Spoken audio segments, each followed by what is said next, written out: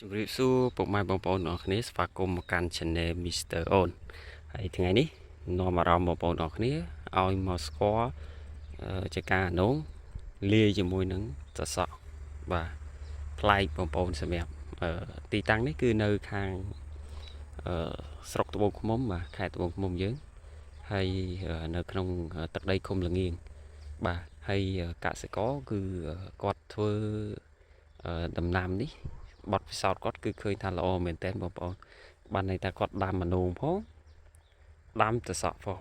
បាទនៅលើរៀនតែមួយបាទអញ្ចឹងស្តង់ដារដែលគាត់ដាក់គឺអានូងបាទអានូងមួយជួរតសក់2ជួរបាទសក់2ជួរ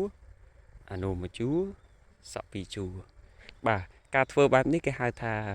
ជាបច្ចេកទេសនៃការដាំដំណាំឆ្លាស់បាទដាំដំណាំឆ្លាស់ហើយ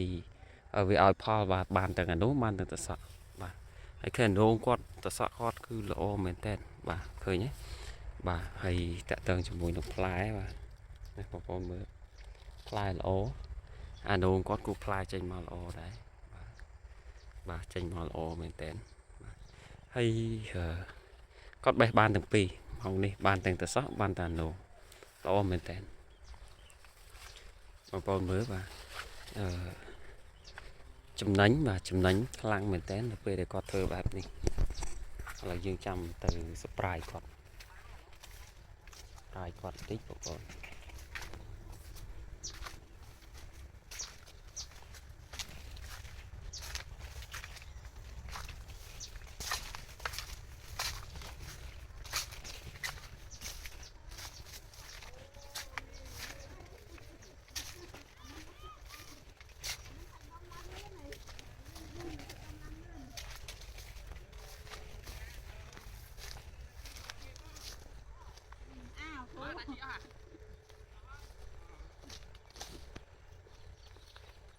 ស៊ីឈ្លុកបាក់ខែឡើយ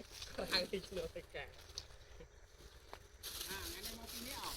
អត់ពីនេះយ៉ាងដែរបានមេក្តៅផងគុំផងបងថាដងមកតែនិយាយទៅខ្ញុំកាន់កាមេរ៉ាខ្ញុំថតហើយថតទុកហើយ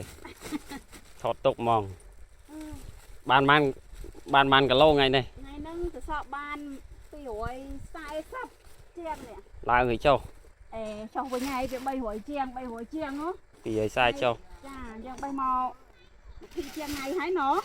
អូចាំបានន័យថាចុងដៃណាចុងដៃហើយចុងដៃវិញហើយចុះអានោះហ្នឹងបាន70ហ៎70ចាធ្លាក់ឬចុះទៅបែបាន2ថ្ងៃហ្នឹងតើបែបាន2ដងចាបែបាន2ដងហើយឡើង70ដំបូងបាន70ចាឃើញឡើងទេបងឡើងឥឡូវគាត់អាមុនមកនេះខ្ញុំគាត់ប្រម៉ូទតិចណា260ដល់ឥឡូវទៀតមកពីថ្ងៃទៀតឡើងកើកំតន់តវ៉ាជូននៅលឿនតិចលេថងចេញលើហើយតែតា80គីឡូពីជើងមកថងបាន20គីឡូ10គីឡូដៃគូឡើងដែរមិនដៃគូថ្ងៃហ្នឹងបាន103គីឡូឡើងទៅចុះនិយាយទៅវាចុះព្រោះថាវាបានវាទៅដាក់ជីថ្ងៃហ្នឹងអូនេះដែរបានដាក់ជីមកពីទឹកហើយព្រោះវាអ្នកជីដាក់